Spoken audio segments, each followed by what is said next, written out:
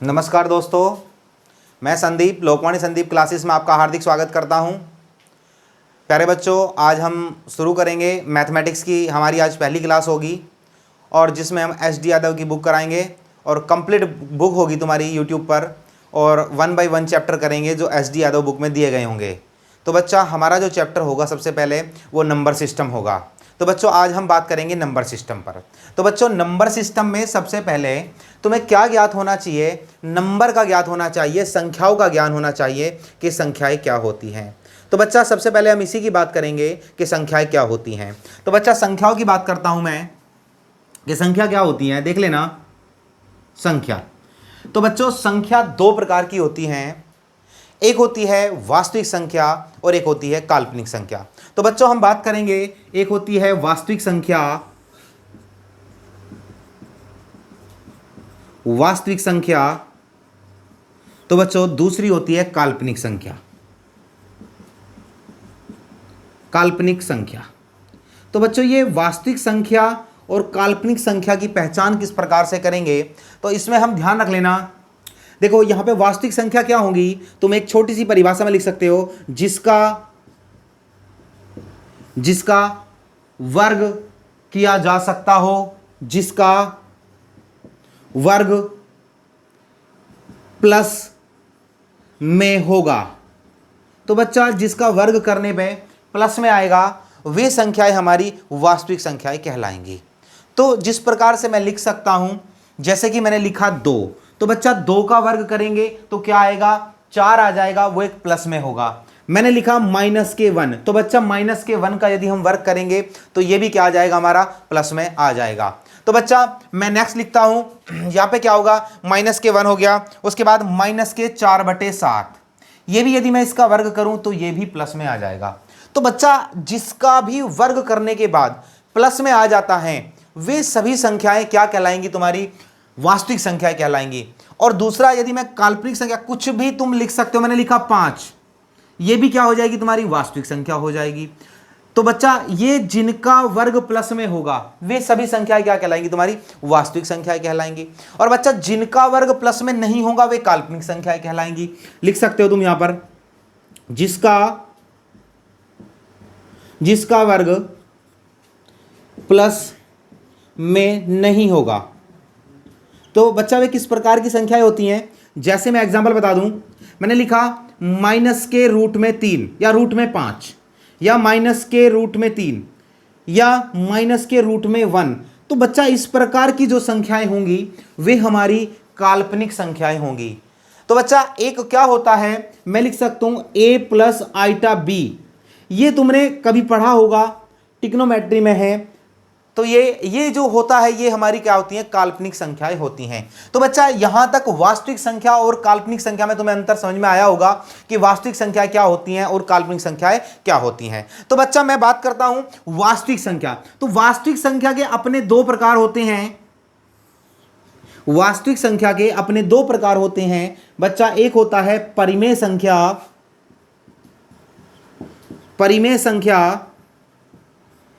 परिमेय संख्या होता है बच्चा, और दूसरा होता है अपरिमेय संख्या, अपरिमेय संख्या। तो बच्चा, ये परिमेय संख्या क्या होता है और अपरिमेय संख्या क्या होता है? रेशनल नंबर और इरेशनल नंबर। तो रेशनल नंबर क्या होता है, परिमेय संख्या क्या होती है? देखो, समझ लेना, जिन्हें P/Q के रूप में लिखा जा सके। लेकिन बच्चा, P बराबर नहीं होगा 0 के और Q भी बराबर नहीं होगा 0 के, अर्थात P और Q 0 के बराबर नहीं हो सकता। तो बच्चा, जैसे मैं लिख सकता हूं 5, एक हमारा परिमेय संख्या है, 5/1 लिख सकते हैं, तो ये P/Q के रूप में लिखा जा सकता है। तो बच्चा, जैसे मैंने लिखा 7, ये भी एक मेरा परिमेय संख्या है। मैंने लिखा 1/3, ये भी एक परिमेय संख्या है। मैंने लिखा -2/3, तो बच्चा, ये -2/3 भी एक हमारी परिमेय संख्या है।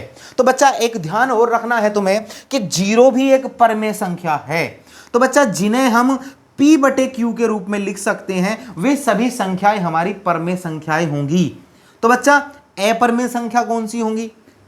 समझ लेना, जिन्हें P बटे Q के रूप में नहीं लिखा जा सकता। बच्चा तो ये संख्या क्या कहलाएंगी तुम्हारी? अपरिमेय संख्या कहलाएंगी। या एक और लैंग्वेज बताऊं मैं, जिनका पूर्ण वर्गमूल ना लिया जाए, वर्गमूल ना लिया जाए वे संख्याएं क्या कहलाएंगी तुम्हारी? अपरिमेय संख्या कहलाएंगी। जिस प्रकार से बच्चा मैं लिख दूं √2, इसे हम P बटे Q के रूप में नहीं लिख सकते, अर्थात ये पूरा एक संख्या में नहीं आ सकता, अर्थात इसका पूर्ण वर्गमूल नहीं लिया जा सकता। तो बच्चा √3 ये भी हमारा अपरिमेय संख्या है। मैंने लिखा √3/2, रूट में या 2/5, इस प्रकार की जो संख्याएं होंगी वो अपरिमेय संख्याएं होंगी। तो बच्चा ध्यान रख लेना कि पाई भी एक अपरिमेय संख्या है, लेकिन 22/7 एक परमेय संख्या है। बच्चा ये परमेय संख्या है, लेकिन पाई एक अपरमेय संख्या है। तो जिन्हें P बटे Q में नहीं लिखा जा सकता वो अपरमेय संख्या, और जिन्हें P बटे Q में लिखा जा सकता है वो परमेय संख्या। तो बच्चा तुम्हें समझ में आया होगा परमेय और अपरमेय संख्या क्या होती हैं। तो बच्चा मैं बात करूंगा परमेय संख्या में, इसमें कौन कौन सी संख्याएं आ जाती हैं। तो बच्चा मैं बात करता हूं। तो बच्चा अब हम बात करेंगे परमेय संख्या की। तो बच्चा परमेय संख्या तुम्हें पता चल गया होगा जो P बटे Q के रूप में लिखी जा सकती हैं। तो अब हम बात करते हैं कि परमेय संख्या में कौन कौन सी संख्याएं आती हैं। तो बच्चा सबसे पहले हमने बात करी प्राकृत संख्या या प्राकृतिक संख्या। तो बच्चा प्राकृतिक संख्या कौन सी होती है? तो बच्चा जो हमारी 1 से लेकर के 1, 2, 3, 4 और डॉट डॉट डॉट इन्फिनिटी तक जितनी भी संख्याएं होंगी वे हमारी प्राकृत संख्याएं कहलाएंगी। तो बच्चा हमें संख्याओं की अभी बेसिक जानकारी ज्ञात करनी है कि प्राकृत संख्याएं कौन सी हैं, पूर्ण संख्याएं कौन सी हैं, पूर्णांक संख्याएं कौन सी हैं।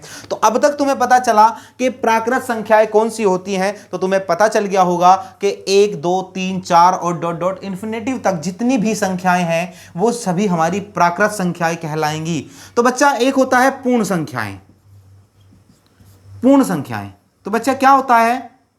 पूर्ण संख्याओं में क्या होता है कि यदि मैं इसमें क्या कर दूं, मैं जीरो भी शामिल कर दूं कि 0, 1, 2 और डॉट डॉट इन्फिनिटी तक, तो ये जितनी भी संख्याएं होंगी बच्चा वे हमारी क्या कहलाएंगी? पूर्ण संख्याएं कहलाएंगी। तो यदि हम इसमें 0 शामिल कर दिया जाए तो ये हमारी पूर्ण संख्याएं बन जाती हैं। तो बच्चा नेक्स्ट की मैं बात करूंगा ऋण पूर्णांक संख्या। तो बच्चा ऋण पूर्णांक संख्या, ऋण पूर्णांक संख्या, पूर्णांक संख्या। तो बच्चा माइनस से लेकर के ऋण पूर्णांक में, माइनस से इन्फिनेटिव माइनस में लेकर के, और यहां पे जितनी भी संख्याएं आएंगी -3, -2 और -1, तो ये ऋण पूर्णांक संख्याएं हो जाएंगी।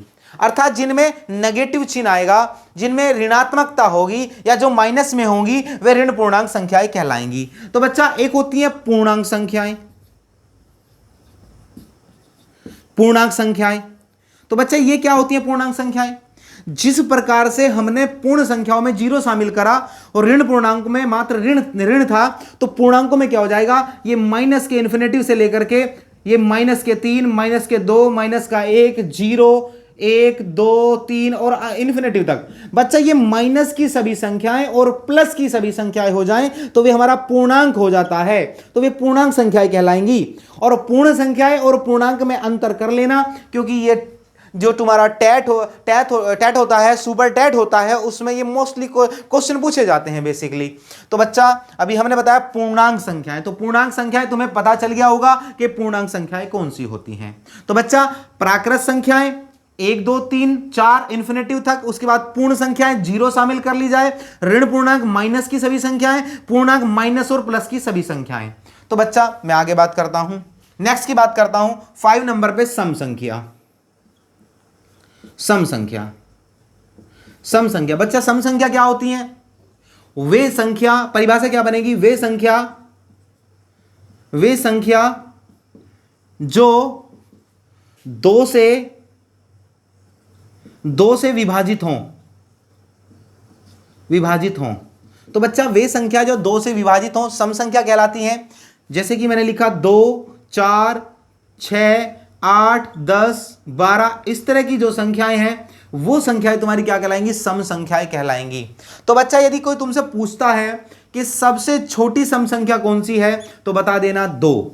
तो बच्चा कोई पूछता है कि सबसे छोटी पूर्ण वर्ग संख्या, तो बच्चा जिसका पूरा पूरा वर्गमूल लिया जा सके तो वो कौन सी है? 4 है। तो सबसे छोटी पूर्ण वर्ग संख्या 4 और सबसे छोटी जो हमारी सम संख्या है वो 2। तो बच्चा तुम्हें पता चल गया होगा कि सम संख्या कौन सी होती हैं। और यहां पर मैं बात करता हूं विषम संख्या की। बच्चा विषम संख्या इसकी परिभाषा क्या बनेगी? वे संख्या जो 2 से भाग न हो या विभाजित ना हो, 2 से विभाजित न हो। तो बच्चा ऐसी कौन सी संख्या हो जाएंगी? 1, 3, 5, 7, 9, 11। तो बच्चा ये संख्याएं हो जाएंगी। कोई तुमसे पूछता है कि सबसे छोटी विषम संख्या, तो ये सबसे छोटी हो जाएगी 1, सबसे छोटी। और यदि कोई पूछता है कि सबसे छोटी पूर्ण वर्ग विषम संख्या, तो ये हो जाएगी 9। ये पूर्ण वर्ग में सबसे छोटी विषम संख्या। तो बच्चा ये सम संख्या और विषम संख्या तुम्हें समझ में आई होंगी। तो मैं बात करता हूं आगे। एक बार फिर तुम देख लो कि जो हमारी प्राकृत संख्या वो 1, 2, 3 और डॉट डॉट इन्फिनेटिव तक पूर्ण संख्या 0 शामिल कर लेते हैं। ऋणात्मक क्या होती है? ऋण पूर्णांक, जिसमें ऋण से लेकर के सारी नेगेटिव में हो। उसके बाद पूर्णांक संख्या, इसमें माइनस से लेकर के प्लस तक सभी संख्याएं क्या कहलाती हैं? पूर्णांक संख्याएं कहलाती हैं। तो बच्चा सम संख्याएं जो 2 से भाग हों, विषम संख्याएं जो 2 से भाग ना हो। तो मैं आगे बात करता हूं। तो बच्चा मैं नेक्स्ट संख्या की बात करता हूं, भाज्य संख्या। तो बच्चा भाज्य संख्या क्या होती है? परिभाषा लिखते हैं, वे संख्या जो एक व स्वयं को छोड़कर किसी अन्य से भाग हो जाएं, किसी अन्य संख्या से विभाजित हों।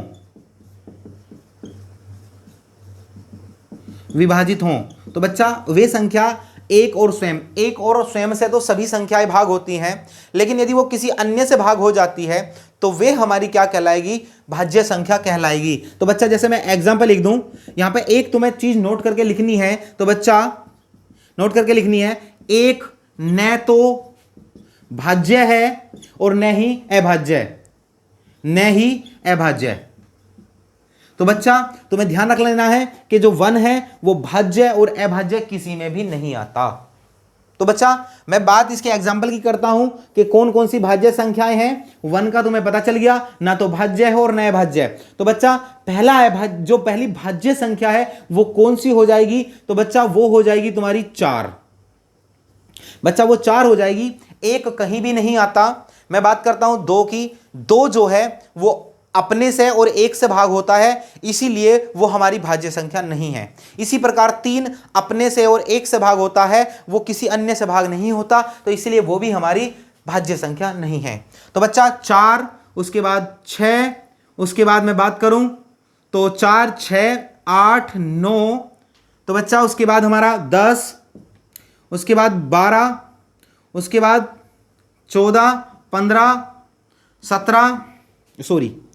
15, उसके बाद 16, 18, उसके बाद 20, 21, इस तरह की संख्याएं। तो बच्चा ये देखेगा कि ये जो संख्या है हमारी, ये क्या है कि ये 2 से भाग है, किसी अन्य से भाग हो रही है। तो अब तुम ये भी कह सकते हो कि सबसे छोटी भाज्य संख्या, तो बच्चा भाज्य संख्या कौन सी है? 4 है। बच्चा ये 4 है। या तुम ये भी कह सकते हो सबसे छोटी पूर्ण वर्ग भाज्य संख्या, सबसे छोटी पूर्ण वर्ग भाज्य संख्या, पूर्ण वर्ग भाज्य संख्या। तो बच्चा वे भी 4 है। तो बच्चा सबसे छोटी भाज्य विषम संख्या, तो बच्चा वे कौन सी हो जाएगी तुम्हारी? 9 हो जाएगी। तो इस प्रकार भी तुम्हें याद रख लेनी है। तो बच्चा मैं एक नेक्स्ट संख्या की बात करता हूं। ये तुम्हारी भाज्य संख्या हो गई। उस प्रकार मैं बात करता हूं 8वें नंबर पे अभाज्य संख्या।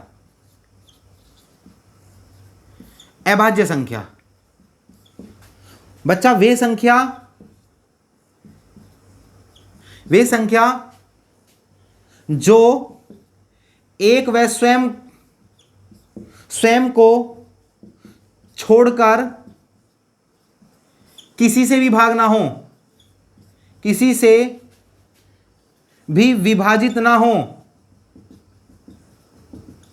तो बच्चा वे संख्याएं क्या कहलाएंगी? तुम्हारी अभाज्य संख्याएं कहलाएंगी। तो बच्चा ऐसी कौन कौन सी संख्याएं हैं? एग्जाम्पल देखो, मैंने बता दिया कि 1 ना तो भाज्य है और ना ही अभाज्य। तो सबसे छोटी कौन सी हो जाएगी? 2, उसके बाद 3, उसके बाद 5, 7। बच्चा 9 नहीं आएगी क्योंकि 9 3 से भाग हो जाता है। उसके बाद 11, 13, बच्चा 17, 19, उसके बाद बच्चा 23, उसके बाद बात करूं तो 29। बच्चा 25 5 से भाग है, 27 9 और 3 से भाग है, 29 किसी से भी भाग नहीं है। उसके बाद 31, उसके बाद बच्चा 33 3 से भाग हो जाएगा, 35 भी नहीं आएगा। उसके बाद 37, तो बच्चा 37। तो बच्चा इस प्रकार के जो संख्याएं हैं। उसके बाद नेक्स्ट की बात करूं तो बच्चा कितनी आ जाएंगी? 37 के बाद 41, 43। तो बच्चा ये जो संख्याएं हैं इस प्रकार जो किसी अन्य से भाग नहीं होती, स्वयं और एक को छोड़ करके किसी अन्य से भाग नहीं होती, तो बच्चा वे संख्या क्या कहलाएंगी? तुम्हारी अभाज्य। कोई पूछता है कि सबसे छोटी अभाज्य संख्या, सबसे छोटी अभाज्य संख्या, अभाज्य संख्या बच्चा कौन सी है? 2। और ये सबसे छोटी अभाज्य सम संख्या भी है। सबसे छोटी अभाज्य सम संख्या। तो बच्चा कोई पूछता है कि सबसे छोटी अभाज्य विषम संख्या, तो बच्चा कौन सी हो जाएगी? तुम्हारी 3 हो जाएगी। इस प्रकार से तुम बता सकते हो। तो बच्चा आज जो हमने बात करी वो संख्याओं की बेसिक नॉलेज पे करी। तो बच्चा एक चीज तुम और ध्यान रख लेना, मैं तुम्हें नोट करा देता हूं। सहअभाज्य संख्याएं, सहअभाज्य संख्याएं, अभाज्य संख्याएं। बच्चा ऐसी संख्याओं का जोड़ा जो आपस में ना कटता हो।